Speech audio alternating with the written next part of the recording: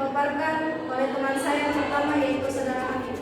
Kepada saudara Hakim dipersilakan.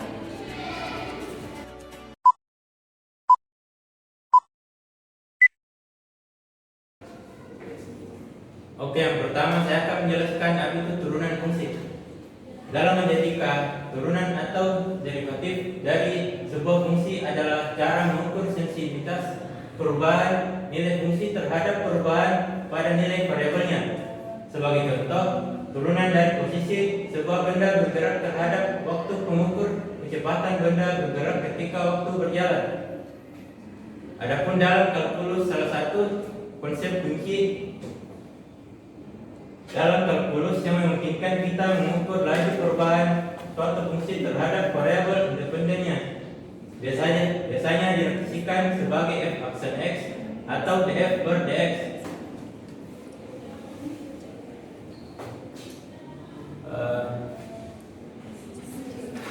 Selanjutnya akan dilanjutkan oleh teman saya. Lanjut. Oke, terima kasih. Di sini saya akan menjelaskan definisi turunan. Turunan dari suatu fungsi fx di suatu titik x didefinisikan sebagai limit f x x sama dengan limit h ke 0 fx tambah h kurang fx per h. Nah, selanjutnya di sini saya akan menjelaskan aturan dasar turunan. Yang pertama itu aturan pangkat, yang kedua aturan perjumlahan, adapun yang ketiga aturan perkalian, dan yang terakhir aturan pembagian.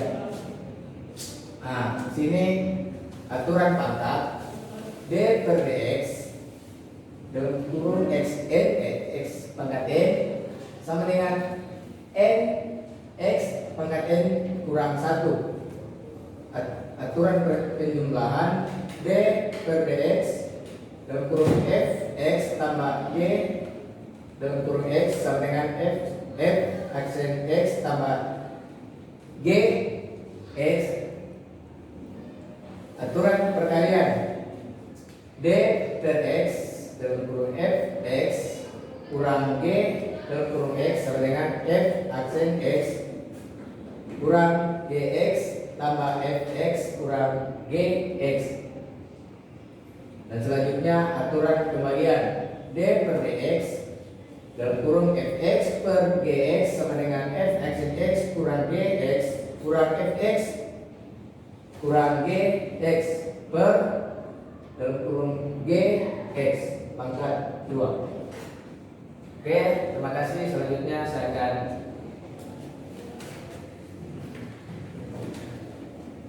ada teman saya yang melanjutkan. Di sini saya akan melanjutkan penjelasan dari teman saya.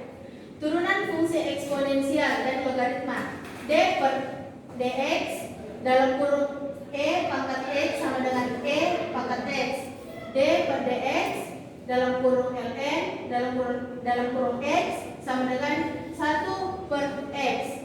Turunan trigonometri d per dx dalam kurung sin dalam kurung x sama dengan cos dalam kurung x, d per dx dalam kurung cos dalam kurung x sama dengan sin per x. Selanjutnya turunan fungsi komposit atau chain rule.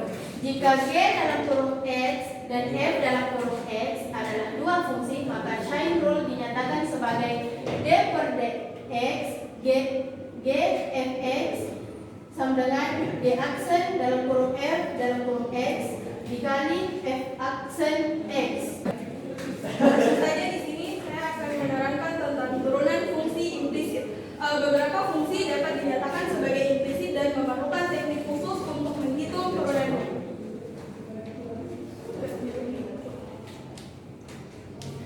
Contoh soal pertama, hitung turunan fungsi dari fx sama dengan 3x pangkat 2 tambah 2x kurang 1. Jawabannya pertama kita tentukan fungsi fx.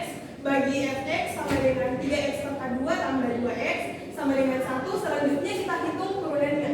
F aksen x sama dengan d per dx dalam kurung 3x pangkat 2 tambah 2x kurang 1 sama dengan 6x tambah 2. Selanjutnya contoh kedua, hitung turunan dari fungsi gx sama dengan a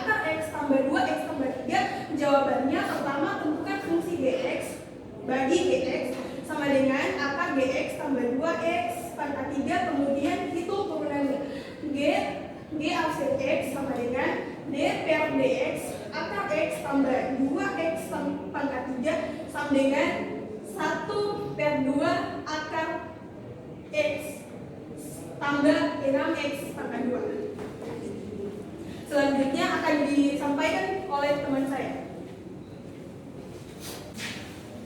Baiklah, di sini saya akan menjelaskan tentang beberapa ringkasan dari turunan fungsi.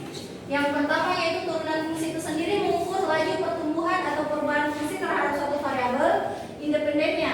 Nah, yang kedua, beberapa aturan turunan dasar melibatkan fungsi-fungsi umum seperti polinominal, akar kuadrat, dan fungsi eksponensial. Yang ketiga, turunan dari jumlah fungsi adalah jumlah turunan, dan turunan dari hasil kali adalah hasil dari turunan.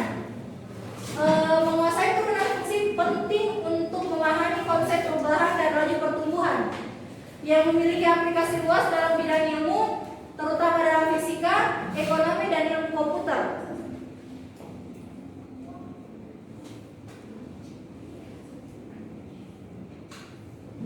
Adapun sebelum mengakhiri presentasi kali ini, ada kata-kata yang saya dapat dari Nelson Mandela, yaitu pendidikan adalah senjata paling penting dan mematikan di dunia karena pendidikan dapat mengubah dunia.